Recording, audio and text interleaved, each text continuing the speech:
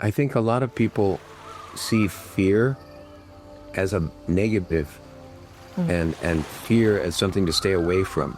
And I don't look at it that way. I look at fear as a tool.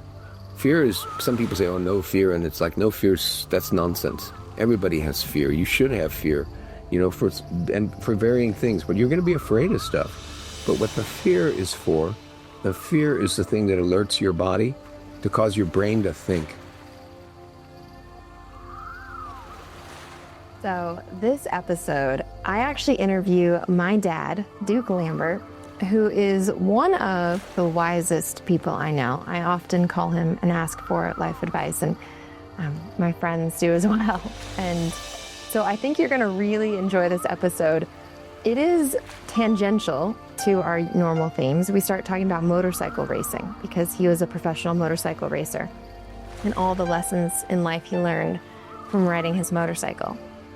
And then we weave into life, making the most out of life and death, and we talk about community and how to reweave the village through tangible acts of community. It's a really inspiring episode, so I hope you will enjoy getting to know my dad. So, Dad, here we are. I'm going to do a formal intro before so that we can just get started now. You have a book that you're working on. Everything in life I learned on a motorcycle, right? That's true. It's actually everything I know in life I learned on a motorcycle. It's because so many of the best and most important lessons that I learned in my life, I learned while trying to be my very best as a off-road motorcycle racer. Yes, and you were semi-famous, right? Like in some circles, you were quite famous. There's the whole big world, and then there's the world of motorcycle racers, and then within that world, there's the world of off-road racers, and within that one, there's the world of off-road racers in America, and within that one, there's the world of off-road racers in California, and somewhere in that, I was pretty well known in California, less so, a little known in the U.S., and not very well known internationally, but I had a good time, and I learned a lot of lessons from it, and it is rewarding. I actually talked to somebody this week who remembered me from back in the day, and that was pretty cool because that hasn't happened in a while. It used to happen a lot back, 30 years ago, but it hasn't happened in a while. So that was kind of cool. Yeah. That's cool. And a lot of the lessons you've learned, you've taught me over the years too. Like I remember when I was 14 and you were teaching me to ride my dirt bike, you're like, look where you want to go, not what you want to avoid. Right. And I'm like, we were riding on the icy roads. It was Christmas. I was 14. And you just given me that motorbike from Christmas. And I'm trying to avoid like a rock here and a rock there. And you keep encouraging me, look where you want to go. And that, I think, applies to life too, right? Yeah. When you ride a motorcycle, it's very unforgiving. If you look at the rock, you will hit the rock. You will probably fall off. You will probably end up with some blood. And so you learn pretty quickly, don't do that. But life is not as good at teaching you that lesson, right? In life, you can like let your attention wander and you can think about something that you really don't want to have happen, but you can let it get consuming in your head, and you will go there. You will manifest it and make it happen. And I mean, the same rules apply, but life isn't as clear on the feedback as the motorcycle was. But the rule still applies, right? If you look where you want to go, if you want to buy a new car, if you want a new, better relationship, if you put a picture up on the wall of what that means to you, and you look at it every day and you think about it, you can make it happen. Yeah. That's so true. Look, my phone background is my vision board for 2026. Yeah. I'm looking where I want to go. Exactly. Yeah. Yeah, that works. That's a good one. I'm glad that you remembered that one. I remember a lot of them. I have more. But, one of the things I've been thinking about in a climate where there's so much that's going wrong, right? It's easy to look at all the things we don't want to have happen, right? All the political instability, all the climate crisis. How do you keep looking where you want to go, not what you're trying to avoid? It takes courage. If Another example, if you're driving down a road at night and it's rainy and it's crowded and there's cars coming at you, it's very important that you look where you want to go, that you look down the road. But it's scary because, there's these big trucks coming at you and stuff, and you're like, oh my God, I don't want to hit the truck, and it's the same to your point with politics today. There's a lot going on in politics and it's scary and it's not good. So it just takes courage. You just have to be courageous and you have to you have to be, I think if you really believe, if you have enough experience with it, if you start small and you have some experience and you try, maybe you ride your motorcycle or your bicycle, or maybe you just do it in your own life on other things, but you try small things and then you go, yeah, actually that worked. And then pretty soon, if your logical brain, your critical thinker can say, hey, that actually worked. So let's do that. It's if we focus on the mess, then that's what we're going to get is more mess. But if we can go focus on what we want to have happen, then we can get that too. Cool. Or at least we can get closer to it. Yeah. Yeah. And it makes sense too, this image of like, maybe it's dark and it's raining and there's big cars coming your way, but you have to keep even more of your attention on where you want to go. Exactly. Yep. You do. And it can be so hard. We drive a lot in Mexican roads in Baja, and they're very narrow roads, and the semis come the other way. And sometimes you just look and you just think, oh my God, there is not enough room. And your brain, your logic has to go, there is enough room. There's 9 feet. This car is 7 feet wide. There is enough room. Down the road, and don't look at that truck. Just look down the road, and then it goes whoosh. And you're focus.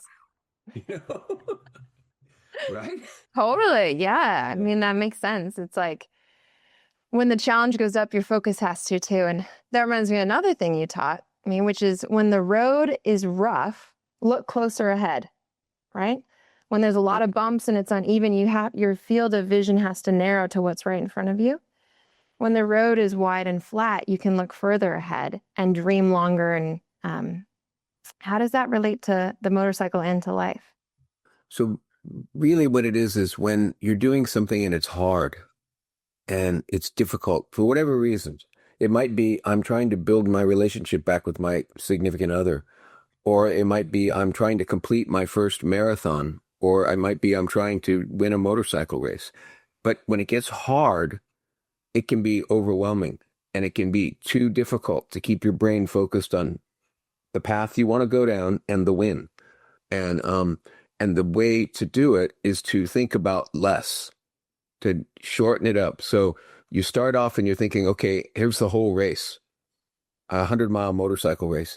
And then when it starts getting harder and harder and you start going, man, this is too hard. I can't do this. You just kind of go, okay, well, if I can make it to the next 4 miles, that's good.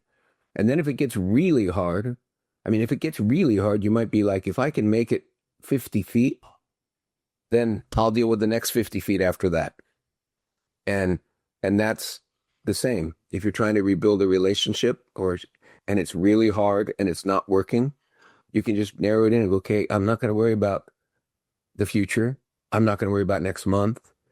I'm going to think about today, or maybe I'm going to think about an hour, or maybe I'm going to think about the next 2 minutes while I try and get my head in order, and it just, you narrow it in. And then when things start to ease up and the pressure's a little less, you can start to push it back out and think about the future more and what comes. It reminds me when I was in labor, I heard this thing. It was like 4 breaths. Each wave of each contraction lasts on average 4 breaths. So I can do anything for 4 breaths, and that was my mantra in Latham's birth. And that's like a really short narrow, and then after birth and after the chaos of early postpartum, I was like, whew, I can take a breath. I can kind of start to vision out for the next year and think about longer term dreams. But the scope has to change depending on the intensity. Exactly. Yeah. And I learned it because I raced off-road motorcycle races, and sometimes it rained or snowed, or sometimes it was just the terrain was so difficult that it was extremely rare to even be able to get through or finish. So it got hard. But I found something out interesting when I first started. I was really afraid of the cold and the miserable conditions. And then as it got going, as I would get racing more and more, I had no choice. I had to race in some bad conditions. And I started to find out over time that when it got hard, I actually did pretty well. And then eventually I learned, well, because what I realized was, well, it's hard, but it's hard for everybody else too.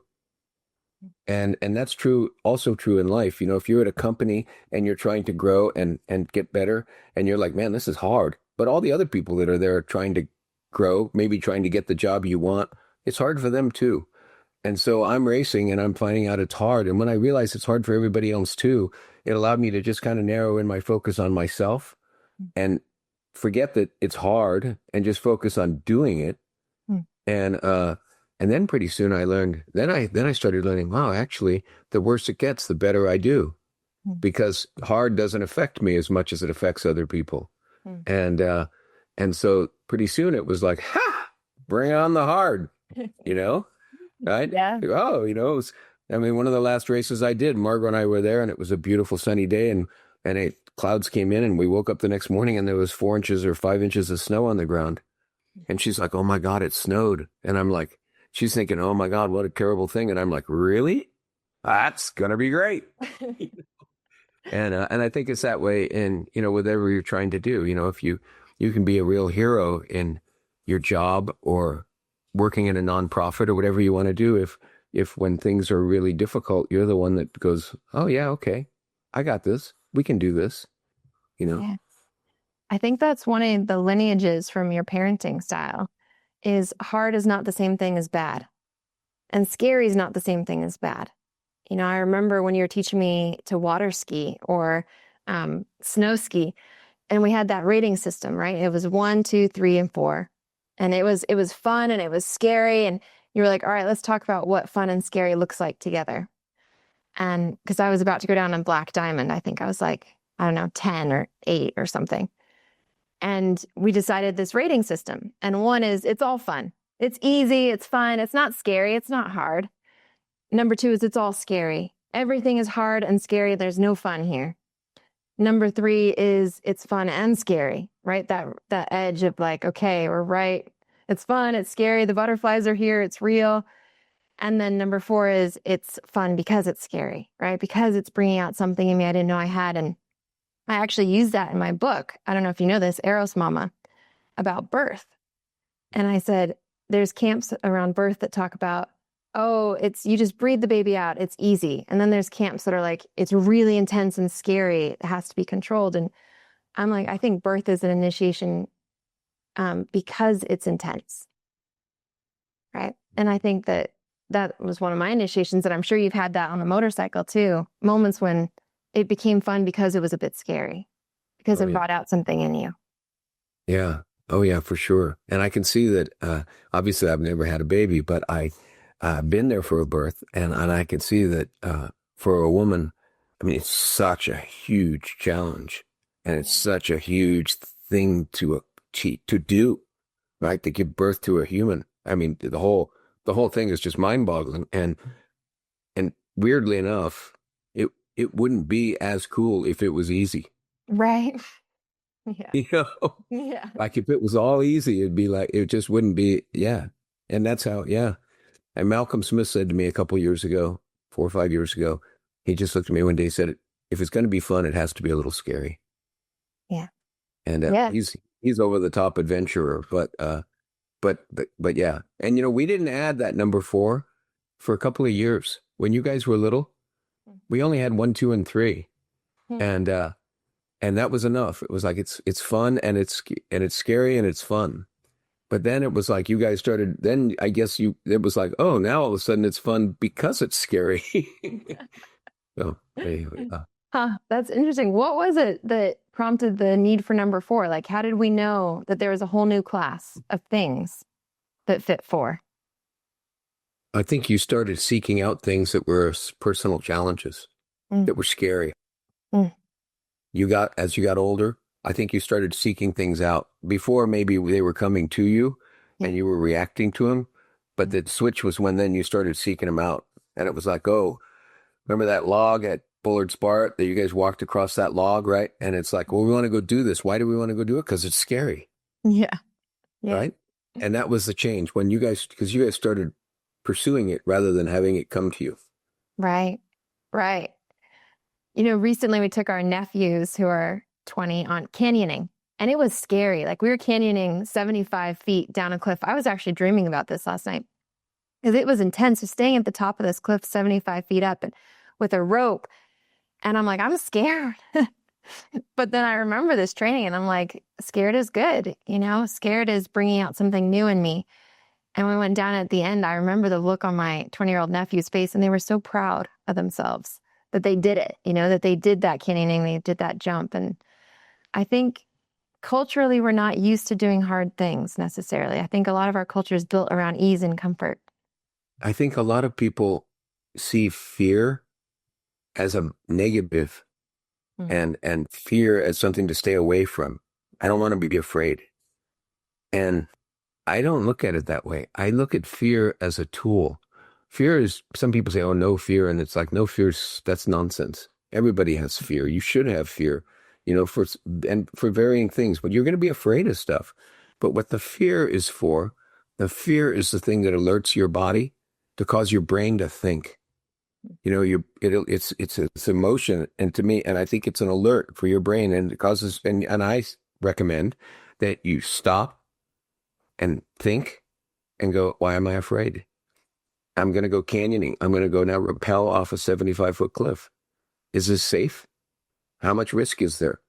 You know, is it something I want to do? And do I want to do it overwhelm the risk? And in that scenario, you're probably like, well, it's an organized tour. There's guides, there's ropes, there's safety equipment. It's reasonably still scary, but reasonably safe. I'm willing to go do it, you know? But in some other situation, it might be, should I ride in the car with that person that drives 100 miles an hour? Right? It scares me. And your brain would run through that, and your brain would go, you know what? No. Right? The consequence is too high, the potential consequence. So I have always looked at it like fear is a thing. It's a great tool. And when you feel fear, it just is a time for you to stop and analyze the situation with your logical brain and say, what's the real risk here? And what's the real reward? And does it make sense? And nobody but the individual can decide if it makes sense. My friend recently was teasing me because we were going somewhere on her scooter and she didn't have an extra helmet. She's like, oh, it's not a big deal. It's not very far. And I was like, I'm not willing to do it without a helmet. And she was like, you're so afraid of things. And to me, I was thinking about what you said about weighing off the risks, the rewards, the consequences. And I think it's a really important conversation. So I'm curious for you, like, when you feel fear, how do you determine if it's a risk worth taking or not? Alex Honnold said it best, and I think about it this way. You look at risk and consequence. So risk is if what we're talking about is riding a scooter from your house into town. You go, what's the risk? And you go, well, the risk is low. I do this every day. I've never had an accident. The risk of me getting hurt is low. And then you go, okay, what's the consequence? And you go, well, the consequence is I could potentially have brain damage. Something could happen. I could hit my head and I could have brain damage. And then you go, okay, so the risk is low. That's good. But the consequence is high. That's bad. Right? And do I want to take this risk given that consequence? And so you can always look at it in that way. And if you look at something, and funny enough, sometimes the situations where people get hurt are the situations where it's low risk and a high consequence. Because oftentimes when it's high risk, if the scenario was, I'm going to go ride a horse and I've never ridden a horse before and they don't have any helmets, so I'm going to go ride it. You go, well, that's pretty high risk. I might get thrown off this horse. There's a real chance of that, you know? And you'd say that the consequence is high too. But the thing is, in that scenario, you're going to be totally focused on the moment. You're going to be like, it's risky. I'm paying attention. Whereas when you're riding into town and it's very low risk and you've done it 100 times, sometimes your brain wanders off and it's somewhere else. And that's when things go wrong. So anyhow, I look at it and I go, what's the risk and what's the consequence? And then I weigh the two. And that's the part why I meant it's personal, because I don't think anybody else can decide for an individual what they feel about that weight. People feel a lot different about how much they're willing to take on. Totally makes sense. And it's one thing to think about risk in a physical sense, but it's another one to also think about it in an emotional, social sense, right? And yesterday we called you for advice around, should we start up this business idea? And you were helping us weigh the risks of that business idea. Can you speak to how you think about risk and reward when it comes to business? Risk and consequence. Yeah. Okay. So consequence can be negative or positive, right? Consequence is just outcome. Mm-hmm. And so when you're starting a business, you go, well, what are my risks? Well, I'm going to invest time, energy, emotion, right? And what are my consequences? My consequences could be, I could lose all of those things. I could end up with something that was kind of a headache for me, something where I have to work it all the time, but I don't get anywhere. I could end up with something that is a successful business. I might end up with something that makes me wealthy and, succeeds. I mean, I did a bunch of Silicon Valley companies, and every single one of them, you go into it hoping that this is the one that you're going to hit a home run with. And we talked about, singles and base hits and home runs as far as what the company outcome was. So I think you weigh those things and you go, okay, am I at a point in my life, specific to business, am I at a point in my life when I can afford to invest my time and my energy and my emotion? And what happens, what is the consequence of the specific money investment? If I put this money in, am I at the potential of losing everything? Or if I lose it, is it inconsequential?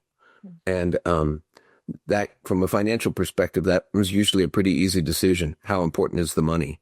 But it's the other ones, the emotion and the time and the energy, that I think are really big. And then you look at what's the upside? Like how bitching could this be? I mean, like what could I end up with, like the coolest company on the planet and I'm totally stoked about it? Or am I going to end up with something that's okay? If the opportunity is, wow, I could end up with the coolest company on the planet. I could end up with something that I think I would love. And you go, I got the time, I got the energy, right? I can afford it. It's not going to kill me if it doesn't go right. Then you do it.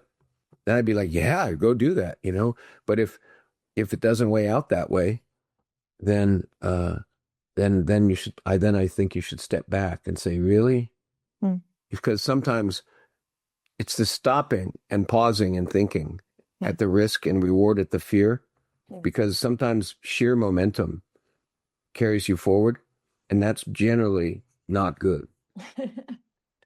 Well, you know me, I'm a lot of momentum, and it was great to talk to you yesterday because I had thought about the financial risk and rewards, and that piece. I was like, okay, I'm comfortable with that piece.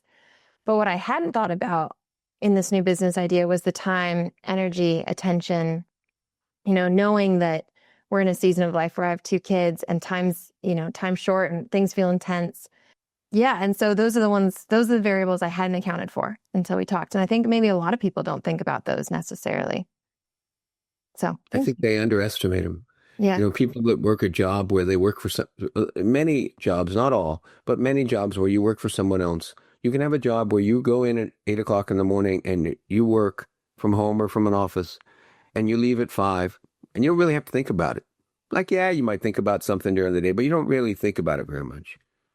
But if you're an entrepreneur and you've gone out and you've invested your money and you started something, you think about it 24 hours a day. That's true. It's always, they say you can put 7 things, 3, 5, or 7 things in the front of your mind. It's always one of those things. Yeah. And I think that, and somewhere you've seen that probably, right? You can hold somewhere between 3 and 7 conscious thoughts in the front of your mind, working on them at any given time.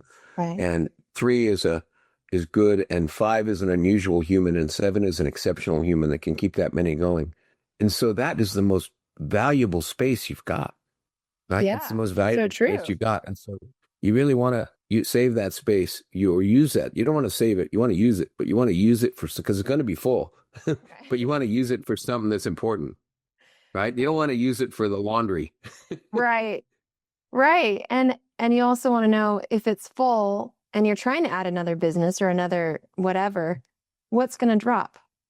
Exactly. right? Like you can't hold all those things in your head. Something's going to drop. It's going to be your relationship gets put in the back burner. You don't spend as much time as you want with your kids. Your health suffers. Something suffers. If you're going to do it, you got to do it 100%. If you don't, then you don't succeed for silly reasons.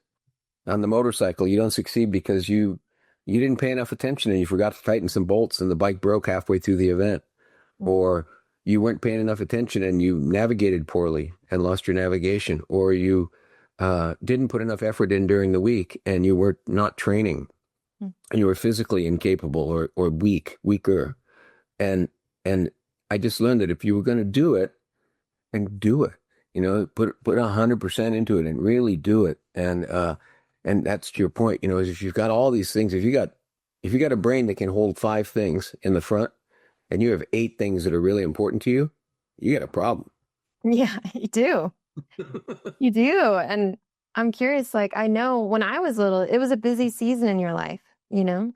You were working, you were navigating a relationship complexity. Like, how did you hold all those things? And did something have to give? And are you happy about how it all shook out? Or, I'm super happy with how it all shook out. yeah, Super happy. And I was able to compartmentalize it. yeah. Had a great spouse, significant other, later in the beginning, I didn't, but once I did, I got into a relationship after about 5 years. But I was able to compartmentalize. So one week I had the kids, you guys, and I really paid attention to that. And the next week I didn't, and I really paid attention to work. And I did have a high pressure job, a demanding job. And but I was able to compartmentalize that. And there wasn't much time for me, but that was okay because I loved raising my kids and I also loved my job. And so there wasn't much time for my normal fun, riding my motorcycle or going on a bicycle ride or, going to the beach. There wasn't much time for that, but that was okay. That was okay. And it wasn't forever, it was for some years. And then specific to being a parent, when you go through these phases where your kids are little and they do nothing for themselves. You do everything for them, when they're 1, right? You do everything. And then they get a little older and they start to do a little bit more for themselves. And isn't it still like your Lila's 4, right? And she can do some things, but not that much, actually. Not in the truth, not that much. So, I mean, she probably can do a lot, but not that's necessarily helpful. And, but in another 4 years, she'll be 8 and it'll start being like for us, we would go skiing. And at this age, when you go skiing, the parent does everything. Yeah. You put the boots on, you carry the skis, you do everything. And I remember when it got to be, you guys got to be maybe 10, 8 or 10 or somewhere in there. And it's like, hey, go get your stuff. And that happens. And that changes. And then you get a lot of your own time back. And then you go through about, I don't know, like 6 or so really great years where you're like, you got these little friends who you're still the parent, but you got these little friends that you can go play with. Come on, let's go on a hike, and they'll grab their shoes and put their shoes on and come help you make peanut butter sandwiches and stuff. And that's really great. And then they become teenagers and then you kind of have to, you step back and you watch them go do it on their own. And that's another transition. And each of those, I think, are transitions and they're hard ones, but it doesn't last forever. None of the stages last that long. Right now, they seem like a long time, but they're really, boy, one day you'll go like, whew, that went fast. It's hard to believe, I know. It is, but I know I like that. And one of my phrases right now is like, this is not my season for that. I have all these big professional ambitions and personal projects, but I also have little ones that need a lot of time. And it helps me to tell myself, it's not my season for that.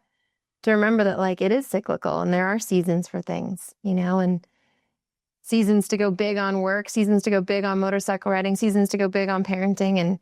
And yeah, it's not always the season for everything. Right. Yeah. I know. I remember once James said, each day seems to last forever. Yeah. But the year went by really fast. Yeah, it's And, true. yeah, yeah. How does time feel for you now as you're in your 60s? Does it feel Frightening, fast, slow, strange, frightening. It's, frightening? yeah. Thankfully, right now, time feels slow to me, Hmm. but mostly because I'm scared of time. Hmm. I'm at that point where I can see, you know, I mean, it starts early. Well, I remember being like 30 years old and thinking, okay, from the rest of my life, I'm just going to slowly become a worse snow skier, right? And that didn't turn out to be true because then when I was about 36 or something, I was a single guy, single parent, and I would go skiing in Tahoe and I skied a lot. And I actually skied the best I'd ever skied. I was like, oh, well, that was kind of cool. I didn't expect that. But then I got, let's call it 40, and it turned out to, and then it's to be true. And it's true for my motorcycle riding, right? Since I was about 32 or something, I've slowly gotten worse. And for a long time, you can't see the decline. But now I can see the decline. And and I know that, like, how many years am I gonna snow ski? How many years am I gonna ride a dirt bike? How many years am I gonna ride a motorcycle? It's now not very many. Right. And I've been riding motorcycles. I'm 67. I've been riding motorcycles 50, let's call it 55 years, right? And I maybe have 15 more. And so it's terrifying. Yeah. Yeah. Honestly, yeah, it's scary. It's It's a scary. two. But it doesn't, and I think maybe because it's scary, each day is time feels slow to me. Like I'm absorbing every moment of every day. So is it a two, a three, or a four? It's a two. It's just scary. It's just scary. Yeah, it's not fun.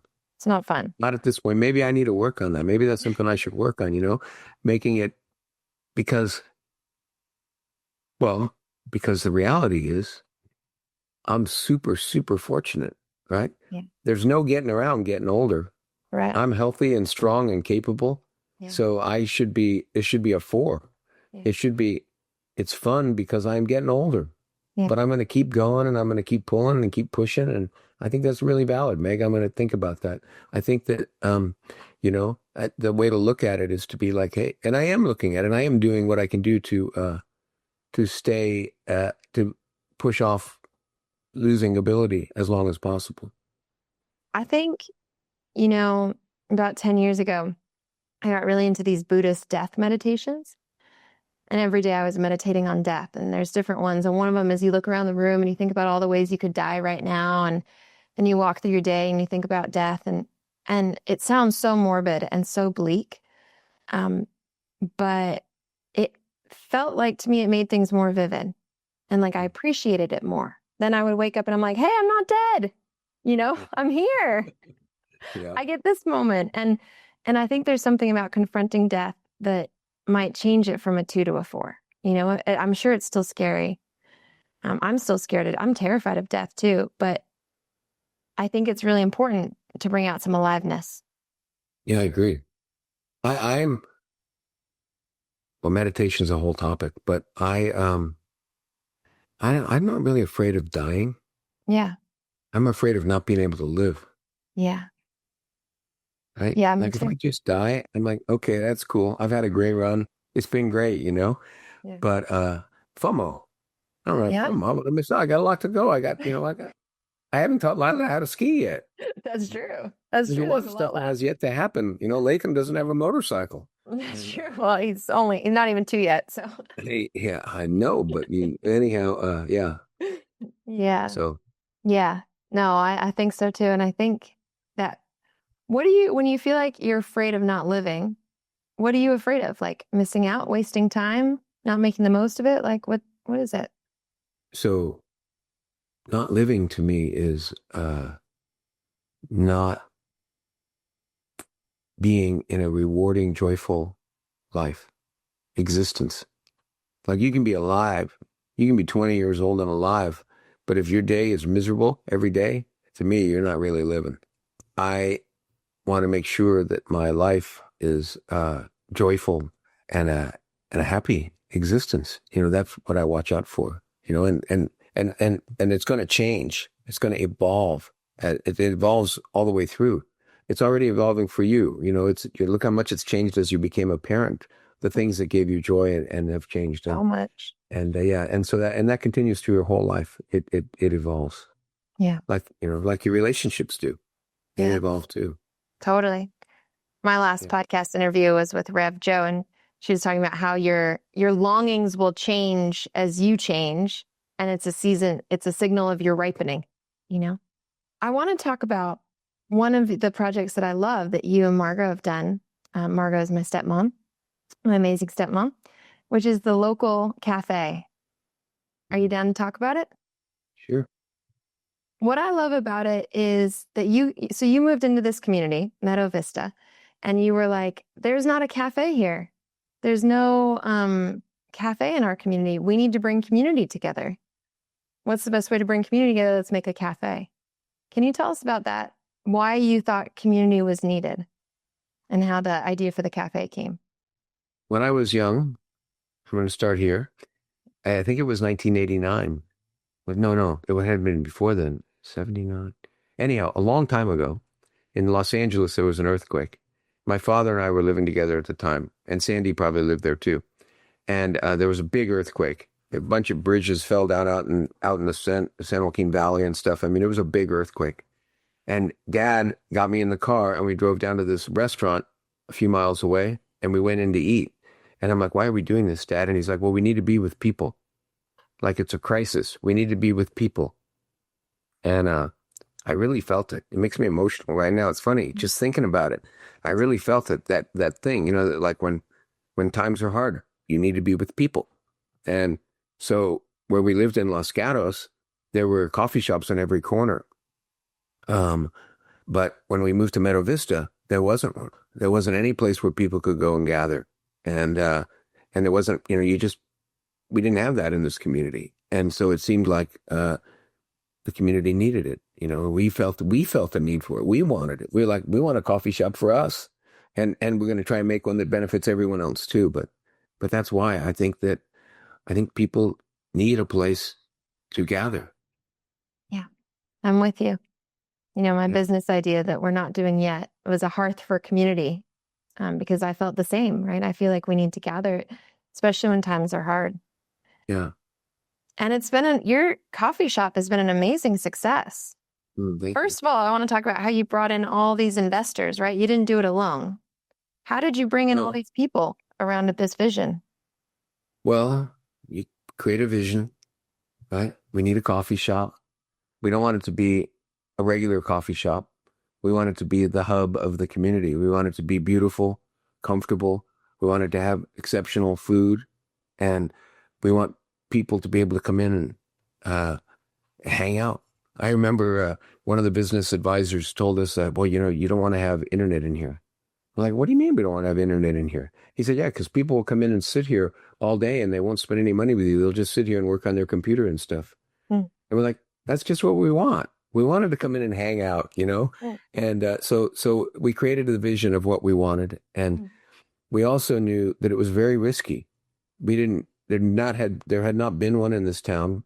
There had been one a long time before, but it had gone away, and there wasn't one in the town, and nobody knew if it would succeed.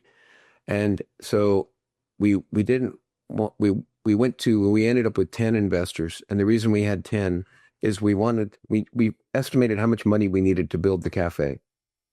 And ended up being roughly $250,000. And we said, okay, if we get 10 people and each one puts up 25,000, and there are people that have some substance, so that 25,000 it's a good chunk of money, but it wasn't going to change anybody's life one way or the other. That way, there was no pressure. There was nobody. And we had some people that came that wanted to invest, that wanted to know what the return was going to be. And we were like, oh no, you're the wrong person for us. There may not be any return here, right? You're investing in a dream, in a vision, and it's a small enough investment that it's not going to break you, but we're going to do our best to get you back your money and some profit someday. And mostly, and more importantly, we're going to get them to fulfill the dream.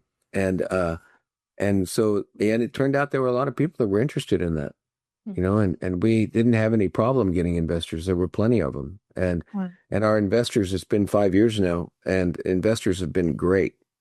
In fact, Friday night I have my annual investors meeting, and they've been great. They were all really happy that it has worked out as well as it has. And we've applied at the cafe.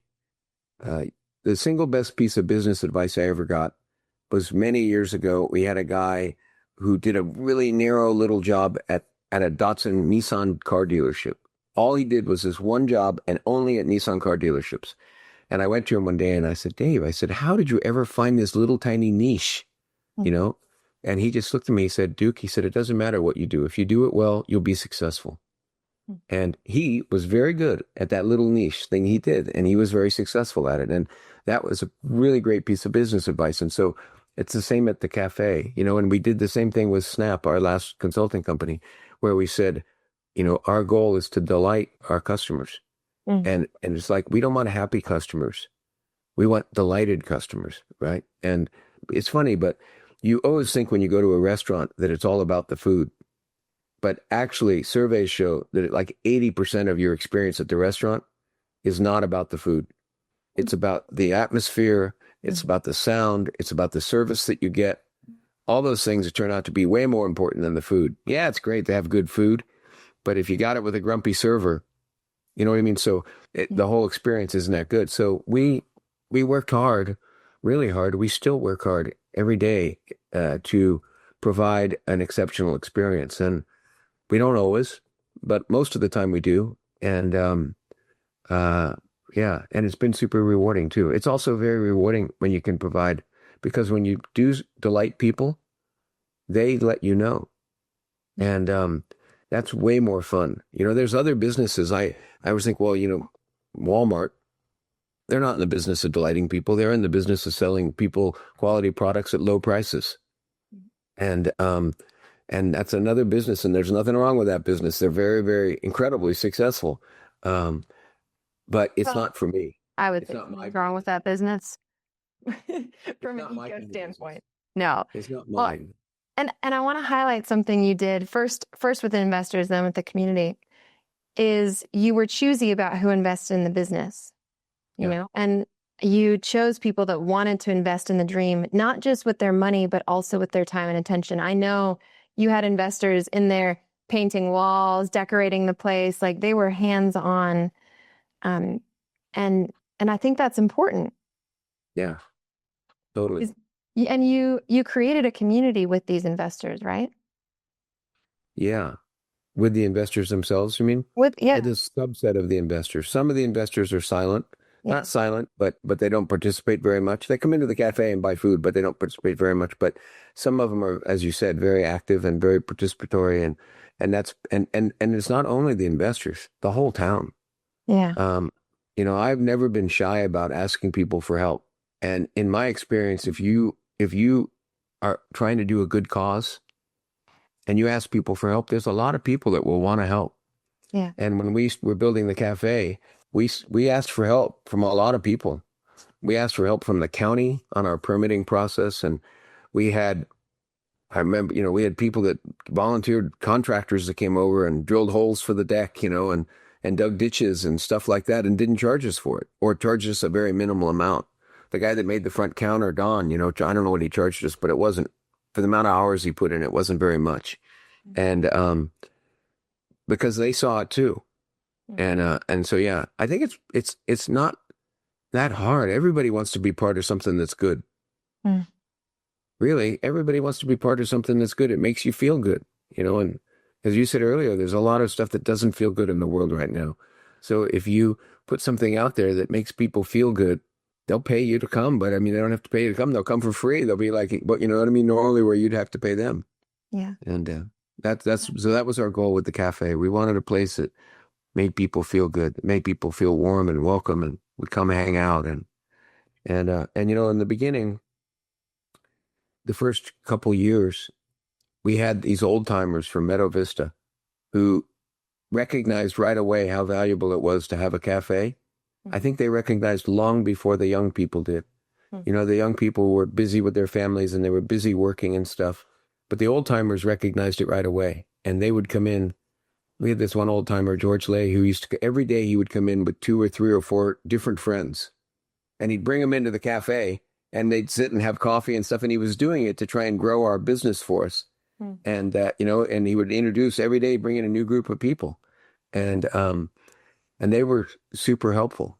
And over time now, some of them have passed away. Neil passed away, and others we don't see them necessarily as much.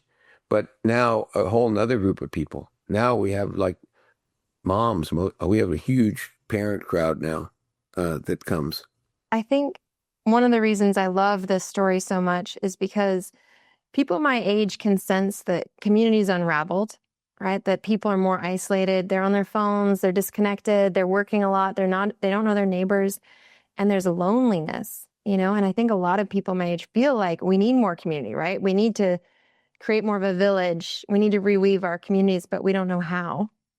And the cafe is such a tangible example of how you started the reweaving process in your community, right? By creating something tangible, visible that everyone benefits from. And you invited people to be a part of a vision.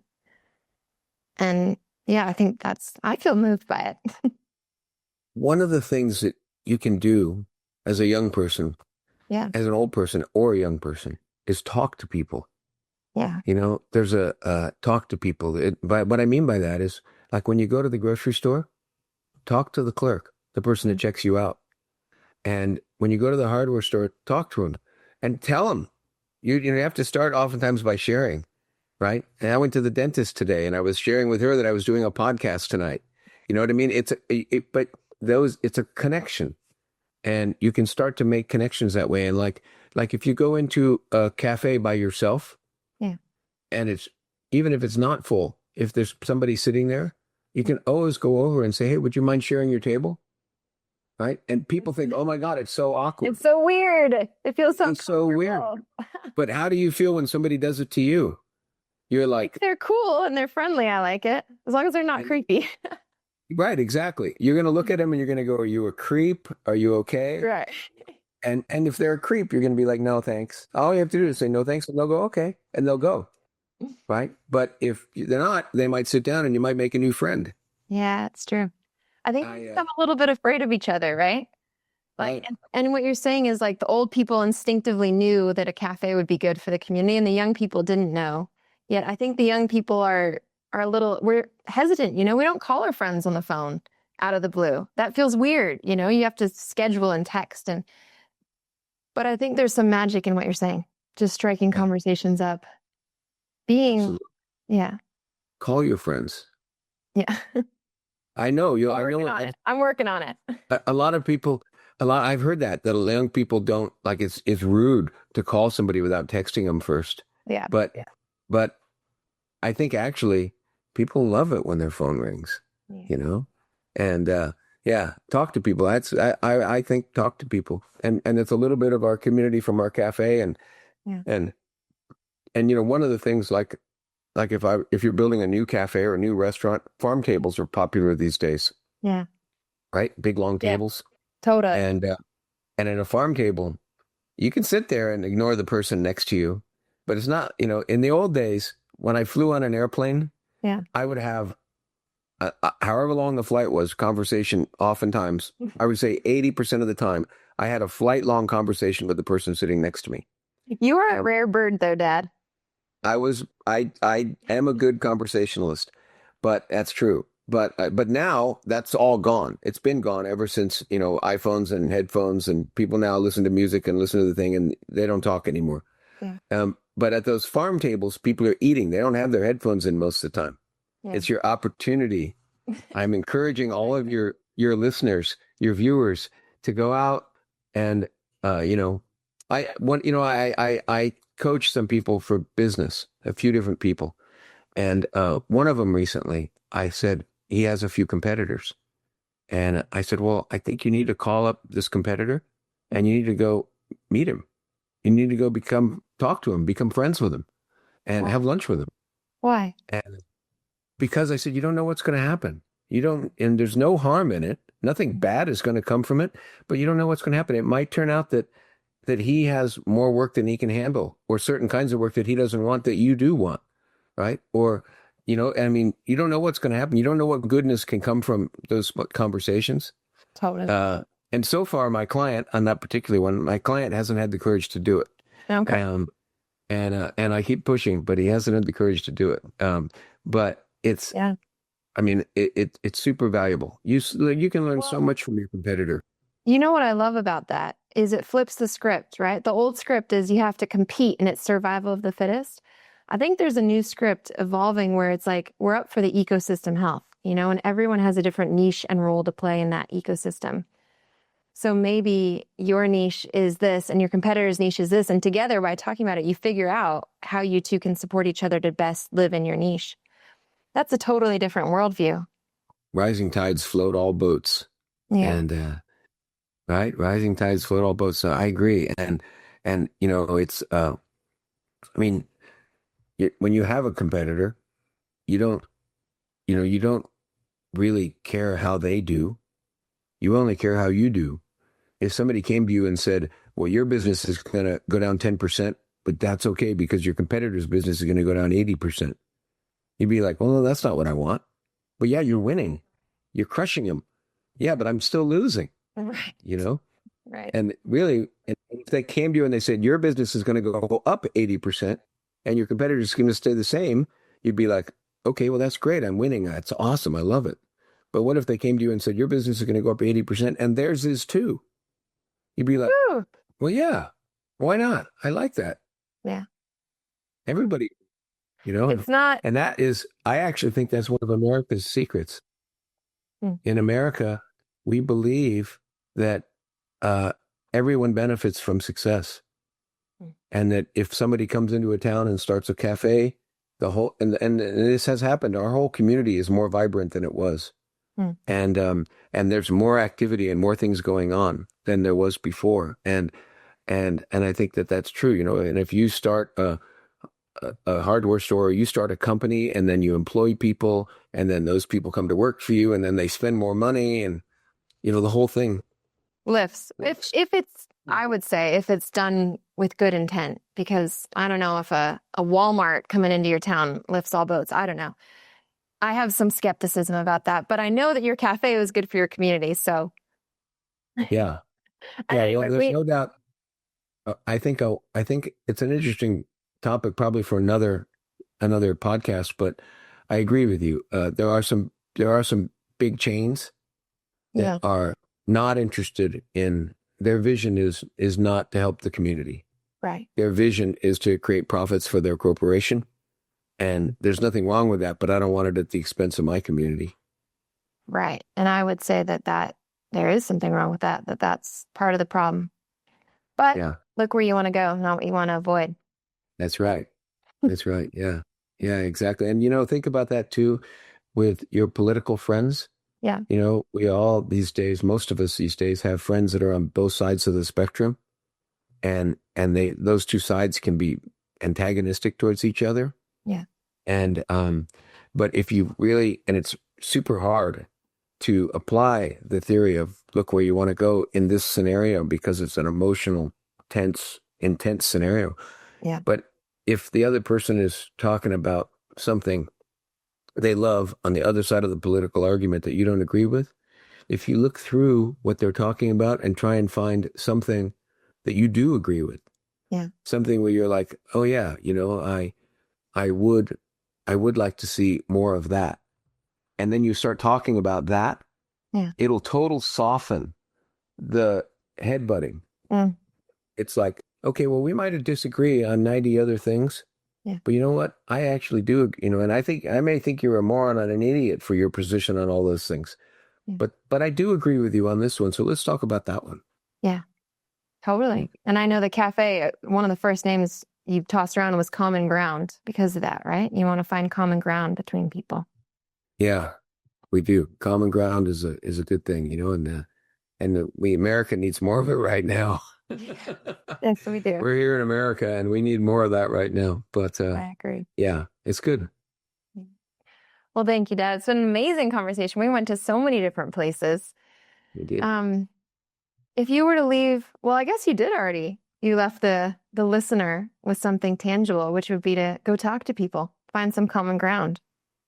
Find some common ground, especially with your political people who have a different view of politics than you do, especially there. It's the hardest one. So maybe start with an easy one.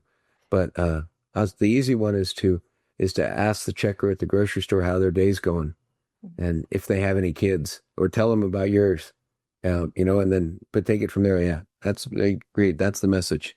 Go out and talk to people, communicate with people. People are wonderful.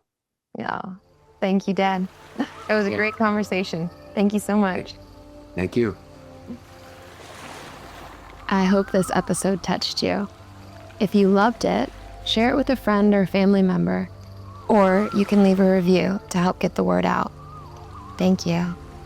Until next time, root down, open up. Eros Earth.